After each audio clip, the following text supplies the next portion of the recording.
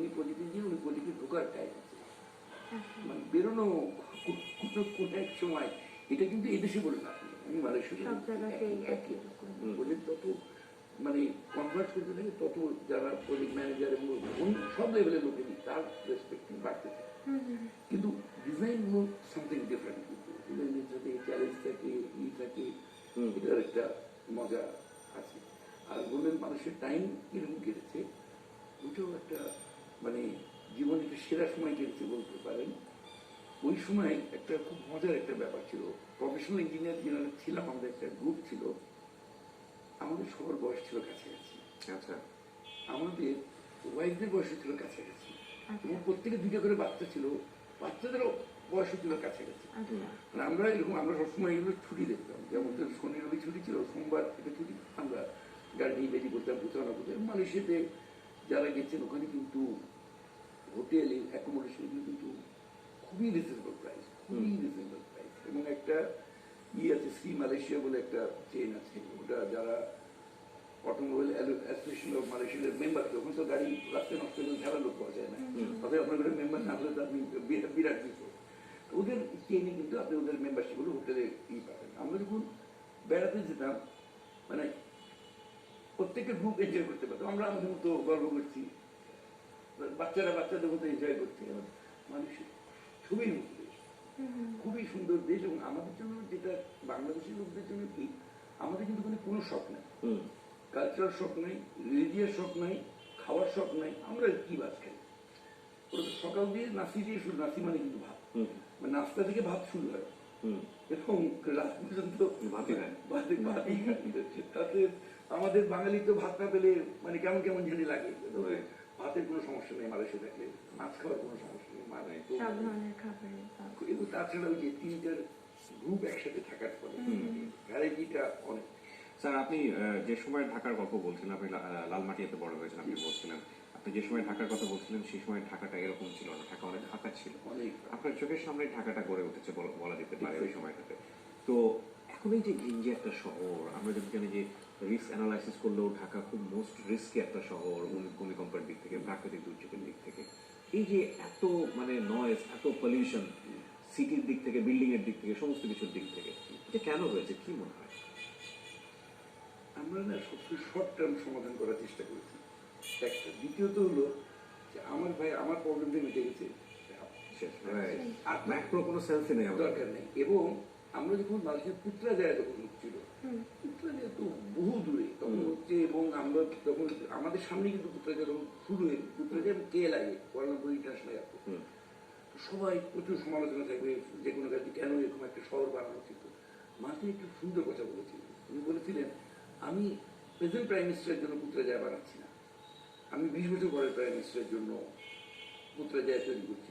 Really যদি পুত্রাজায় না থাকতো, আপনি তো তখন ছিল জালানাম পান, সমস্ত সরকারি অফিস ছিল জালানাম পান, আপনি প্রচুর মুভি করতে পারতেন। কত দূরে চিন্তা করেছে। এবং আমাদেরকে 1980 থেকে চলে আসতে হতো। অনেকে মনে আছে ওই সময় কিন্তু একটা ইকোনমিক ফল ডাউন হচ্ছিল, মালয়েশিয়ার রিঙ্গিত মানে উইদিন 2-3 মান্থসে হাফ হয়েছিল। আমি তখন দেশে বেড়াতে এসেছিলাম, তখন রিঙ্গিত এক্সচেঞ্জ রেট ছিল 2.5, মানে 2.5 রিঙ্গিতে $1 পাওয়া যেত, 2.5552 এরকম। এবং যখন ফিরে গেলাম তখন দেখলাম 2.68, আমার মনে হচ্ছে এয়ারপোর্টে প্রায় একটু। তারপরে শপিং নদী 2.72 রোজ ফল করতে লাগলো। পরে গভর্নমেন্ট সেটাকে 5 পয়েন্ট কততে সেট করে দিল যে নিচে নামানো যাবে না। তখন আরো কিছু জিনিস মানে অ্যাকসেপ্ট করার ব্যাপারটা, তখন কিন্তু আনোয়ার ইব্রাহিম ছিলেন কিন্তু ফাইন্যান্স মিনিস্টার, চমৎকার বক্তব্য দিয়েছিল যে সোজা কথা ভাই আমরা গরিব হয়ে গেছি, অতএব আমাদেরকে ওইভাবে আমাদের বাজেট করতে হবে। ওরা 16টা দিকে প্রজেক্ট বন্ধ করে দিল, যে এই প্রজেক্টগুলো আমরা এখন করবো না, আপাতত করবো না।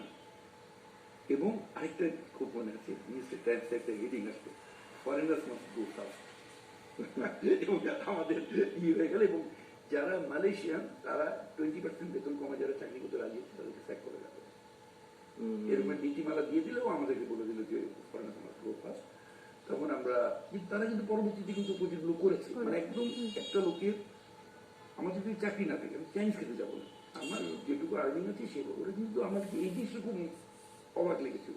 ঠিক ওইভাবে যে প্রজেক্টগুলো দরকার সেগুলো করলো, পরে ইকোনমিক রিভাইভ করলো, সেই সবই কিন্তু শেষ হয়েছে, মনে হচ্ছে ওদের রেল টেল শেষ হবে। আমরা খুব চমৎকার একটা বিষয় নিয়ে কথা বলতে গিয়ে ব্রডার সেন্সে চলে গিয়েছে মালয়েশিয়া উদাহরণ নিয়ে এসেছে যে ঢাকা শহরের এই যে অবস্থাটা সেটা কেন হচ্ছে আমাদের প্ল্যানিং এর অভাব ছিল। আপনি সেই জায়গাটা নিয়ে টাচ করে এই উদাহরণগুলো দিচ্ছেন। আমরা স্যার ওই বিষয়গুলো নিয়ে আরো শুনবো আপনার কাছ থেকে বিস্তারিত। ছোট্ট একটা ভিডিও আমাকে দিতে হচ্ছে। পরে আমি কিছু কাজ করলাম, আমার লার্নিং গুলো ওই, কিন্তু আস্তে আস্তে যখন দেশটা, আমি এটা পারসিভ করেছিলাম, এখন আমার মতো কোম্পানি অনেকগুলো আছে, কিন্তু আমি যখন শুরু করেছি তখন মানে বড় কোম্পানি ছিল, শুধু স্ট্রাকচার সাপোর্ট দিবে এরকম কোনো কোম্পানি আমার জানা মতো ছিল না। হোয়াট হ্যাপেন, যখন আপনি এখন যখন একটা ফ্যাক্টরি করা শুরু হলো, কিন্তু 1-1.5 লাখ স্কোয়ার ফিট নিচে চিন্তাই হবে না। আমরা নাসিরগঞ্জে যে ফ্যাক্টরিটা করেছি, এটা প্রোডাকশন ইউনিটটা হলো 1 কিলোমিটার লং, স্কোয়ার ফিট না বলে 1 কিলোমিটার লং। মানে শুরু থেকে বালু দিয়ে যে গ্লাস বেরিয়ে যায় 1 কিলোমিটার লং। তো ওই রকম লেভেলে মানুষ চিন্তা করে, ওই রকম লেভেলে যখন ফ্যাক্টরি শুরু, তখন কিন্তু স্ট্রাকচার সাপোর্টটা দরকার হয় মোটামুটি ফুল টাইম, এবং একজন লোকের পক্ষে সম্ভব না, টিম দরকার, টিম বিল্ড আপ করতে হয়। এবং আমি আপনাদেরকে যেটা জানাতে, আমার মানে একটা আত্মতৃপ্তির একটা জায়গা হলো, আমার এই 17 বছরের কোম্পানিতে 15 বছর কাজ করার লোক কিন্তু আছে। হ্যাঁ, এবং আমাদের কিন্তু 10-11 জন ইঞ্জিনিয়ার আছে, তারপরে ম্যাক্সিমাম কিন্তু মোর দেন 9 ইয়ার্স আমার সাথে কাজ করছে। সবই কি আমাদের দেশ থেকেই করছে নাকি বাইরে থেকে হায়ার করলেন আপনি? না, আমাদের দুঃখের কথা হলো এইটা, মালয়েশিয়াতে ট্যাক্সি করে যাচ্ছি, জিজ্ঞাসা করলো তুমি কোথা থেকে এসছো, ট্যাক্সিওয়ালা বললো বাংলাদেশ। তুমি, আমি কদিন আগে আরেকটা ইঞ্জিনিয়ার নিয়ে গেলাম বাংলাদেশ, তুমি ওই অমুক ইতে, তোমাদের এখানে এরকম ইঞ্জিনিয়ার এত বড় বড় প্রজেক্ট, তুমি এখানে চাকরি করতে এসছো। মানে ওর মানে মাঝে মাঝে দুইটা বিব্রতকর বলি। আমরা একবার একটা কাজ করছিলাম, একটা বিল্ডিং ক্র্যাক করেছিল, রাস্তায় যাওয়ার কারণে মাটি কাটা দিয়েছিল। ডাক্তার ভদ্রলোকের বাসা, আমাদের ইন্ডিয়ান মানুষের ন্যাচুরালি দেখলে তো বোঝা যায় যে আমি যখনকার না, দেখলাম ফ্রম হুইচ কান্ট্রি, বাংলাদেশ। তখন ও কেমন আছো বাবা, সারপ্রাইজ। তখন উনি বলেন আসো তুমি তো হচ্ছে আমাকে চা খাবো। উনি যদি সংক্ষেপে বলি, উনি চিটাগাং মেডিকেল কলেজ থেকে পাস করেছেন। উনি আমাকে বললেন আমার বয়সী যারা ডাক্তার তারা সবাই তোমাদের Chittagong, most of them Chittagong, Dhaka, Mymensingh থেকে পাস করে। সে বলি ইউ নো ওয়াই, কারণ আমাদের এখানে তখন কোনো মেডিকেল স্কুল ছিল না, এবং আমার বাবা মার যে পকেটে যে পয়সা ছিল that is the best thing they could afford. এবং আমাদের কাছে it was a dream land, যেখানে ইঞ্জিনিয়ারিং ইউনিভার্সিটি আছে, এতগুলো মেডিকেল কলেজ আছে। তখন আমি এটা বলছি কিন্তু 94-5 কথা। এই 30 বছর পরে আমাদের এখানে we have world class medical school, world class hospital, at the same time আমাদের পকেটে যে পয়সা আছে আমরা ছেলেমেয়েকে যে কোনো দেশে পাঠাতে পারি। তারপরের ব্যাপারটা যদি বলি, তোমরা কি করবে, তোমার এখানে চাকরি করতে আসলাম, চেঞ্জ। মানে ওদের কোনো মেডিকেল স্কুল ছিল না, ভালো মেডিকেল কলেজ ছিল না, সেখান থেকে তারা ওই পর্যায়ে চলে গেছে। মানুষের প্রচুর লোকজন, ডেফিনেটলি স্যার, আমাদের এই জায়গাগুলো তো চেঞ্জ আসছে। আমি আপনাকে যখন একটা বলছিলাম যে আমাদের এখন ওই যে দেশ পরিবর্তন হলে সবচেয়ে বড় যে দৃশ্যটা হয় স্ট্রাকচারালি এই চেঞ্জেসটা আসে। রিসেন্টলি আমি গ্রামে গেলাম, সেখানে দেখলাম যে মানুষ কিন্তু ওই টিনের বাড়িতে নাই, এখন কিন্তু পাকা বাড়ি করছে। মানুষের জায়গাগুলো পরিবর্তন হচ্ছে, কিন্তু কথা হচ্ছে যে আমরা ওই সেন্সটা কেন ঢোকাতে পারছি না, যে ম্যাক্রো সেন্সটা, যে আমার বাড়িটাই শুধু বাড়ি না, আমার বাড়ির পাশের যে জায়গাটুকু সেটাও আমার জন্য গুরুত্বপূর্ণ, এবং সেখানে আমার চিন্তা করতে হবে, তাকে ছাড় দিতে হবে। আমাদের কলিগ একবার বললো, আমাদের মানে টিভিতে বাংলাদেশ কিছু দেখানো মানে লঞ্চটা ডুবে গেছে, নাহলে মানে এরকম আমরা কেউ বলছে বাংলাদেশ দেখেছে। আমাদের সাথে ছেলে ছিল পল প্যাডম্যান বলে, সেই অফিসে খুব নাম, সে খুব হিউম্যারাসলি করতো। সে শামসুল কালকে বাংলাদেশ তোমার দেখাচ্ছিল, মানে কি দেখলা বলে এবার, তোমরা যেভাবে ভাঙছিলা সবকিছু, আমার মনে হচ্ছিল কি তোমরা দেশে লিজ নিয়েছো কারোর কাছ থেকে, লিজ টাইম ওভার, তোমার লিজ টাইম এক্সটেনশনের জন্য একটা অ্যাপ্লিকেশন করছো, ওরা মানছে না। অতএব you have to return back their country, destroy as much as you can, give it back to them, let them suffer.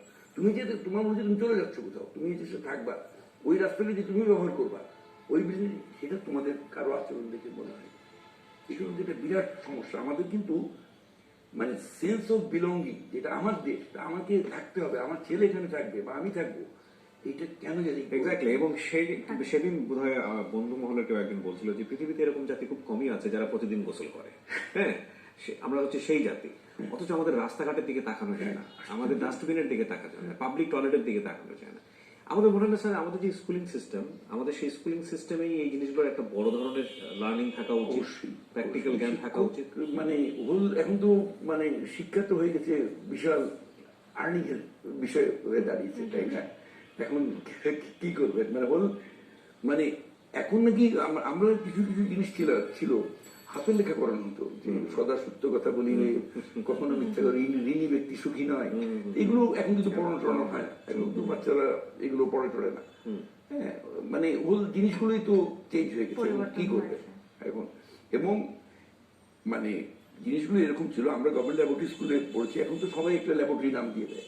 Laboratory স্কুলটা কিন্তু ল্যাবরেটরি বলেই, it was the laboratory of the teachers training college.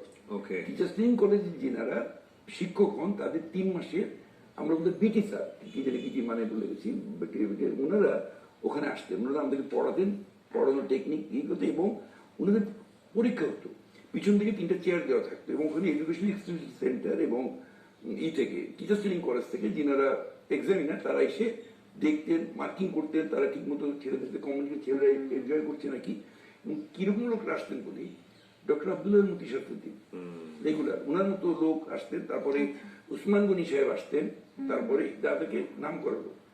এর মধ্যে উল্লেখযোগ্য ঘটনা হলো, আমরা খুব মানে প্রাইড ফিল করার ব্যাপার আছে, উসমান গনি সাহেবের ছেলে ল্যাবরেটরি স্কুলে ভর্তি পরীক্ষা চান্স পেল না। That's it, that's it. He was the head of, মানে ওই সবগুলোর উনি ছিলেন টপ টি। ওনার ছেলে গভর্নমেন্ট ল্যাবরেটরি ভর্তি পরীক্ষা চান্স পেল না, স্যার বললেন আমরা ছেলেটা চান্স পাই না, তো ওনার ছেলে অন্য স্কুলে গিয়ে ভর্তি হল। চিন্তা করা যায়।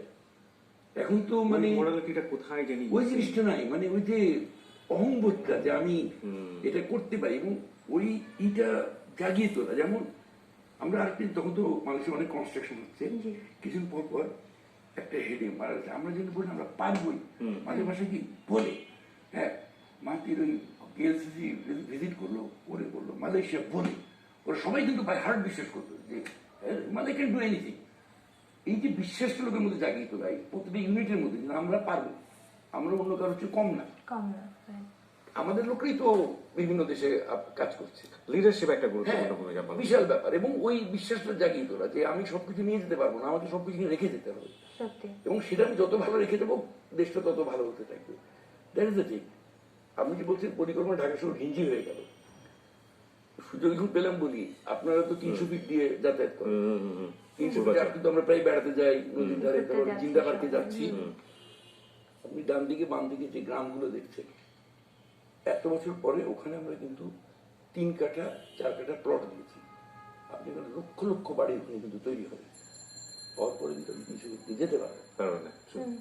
অথচ আমরা যখন মালয়েশিয়া থেকে আসি তখন কিন্তু সাইবার জায়গা যেটা, ওখানে কিন্তু পাম গাছের ছিল, কিন্তু ওই রাস্তাটা যখন যাচ্ছিল ফুল লুপটা ডিজাইন করে ওখানে পাইলিং ডিজাইন আমরা করে এসেছিলাম, পাইল বন্ধ করে বন্ধ রাখা ছিল। যখন সাইবার জায়গা হবে তখন যেন ওই লুপটা নামিয়ে রাস্তাটা, ওখানে একটা বিশাল জ্যাম হবে, পেপারে আসবে, ওখানে খুব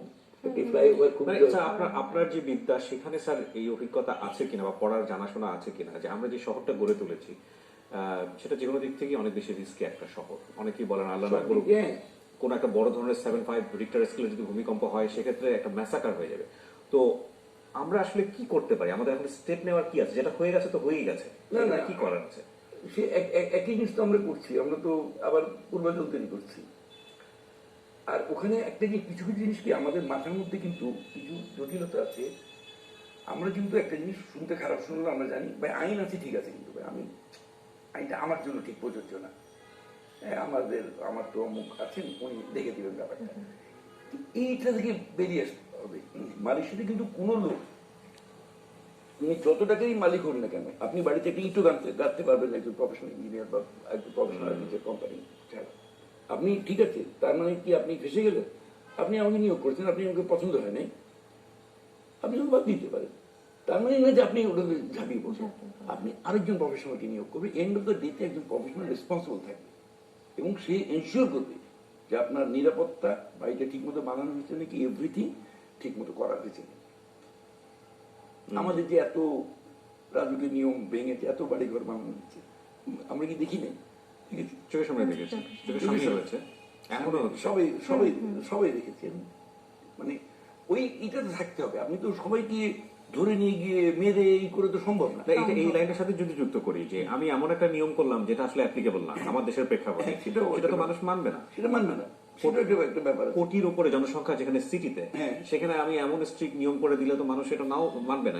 সেটাই তো হচ্ছে না এখন না, কথা হলো যে আমরা যেমন একটা জিনিস করি সাইটে, আমাদের যে প্রজেক্ট গুলো যখন হয়, যেমন শুরুতে আমি চেষ্টা করি সাইটের কাজ করে যে রড বাইন্ডার আমাদের স্ট্রাকচারে রড বাইন্ডিং এর সাথে জড়িত আছে, আমি তাদের সাথে গিয়ে মিটিং করি, তাদের সাথে কি করা হয়েছে ক্রিটিক্যাল জিনিসগুলো তাদেরকে বুঝাই। আমি প্রায় আমার ইঞ্জিনিয়ারদের একটা কথা বলি, বইয়ে খুব কঠিন অঙ্কটা করা আছে, আমি করলাম তুমি করলাম, কিন্তু তোতামিয়া জানে না ব্যাপারটা, কিন্তু Totamiya is the person who'll execute at site, এবং তোতামিয়াকে আস্থার মধ্যে আনতে হবে যে তার কাজটা খুব, তুমি যদি, আমি দেখেছি সাইটের লোকটাকে যদি আমি বলি তোমার কাজটা কিন্তু ভাই খুবই গুরুত্বপূর্ণ, তুমি যদি এটা ঠিক মতো না করো, যদি এটা ভূমিকম্প হয়ে পড়ে গেলে কিন্তু অনেক লোক মারা যাবে, যদি তুমি যদি ঠিক করে করো, মানে যদি একটা লোকও আছে তুমি কিন্তু বিরাট ব্যাপার।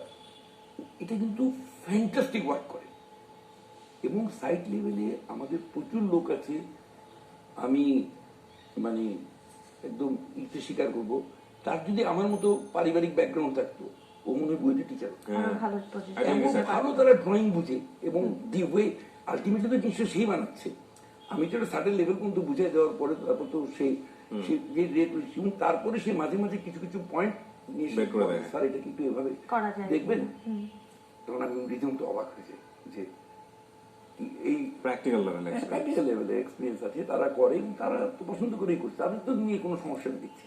যে সকল সমস্যা নিয়ে কথা বলছি আসলে অবস্থার কারণেই হয়তো সমস্যাগুলো সৃষ্টি হচ্ছে, তবে তারপরে বলতে হয় প্রত্যেকের জায়গায় প্রত্যেকে আসলে ঠিক থাকলে, যতই ডিসিপ্লিন আছে সেগুলো চললে সকল সমস্যার সমাধান হওয়া সম্ভব। স্যার, আমরা নিশ্চয়ই আরো অনেক গল্প করব, তবে আরো একটি বিরতির পর। দর্শক নিয়ে নিচ্ছে আরো একটি বিরতি, সঙ্গেই থাকবেন।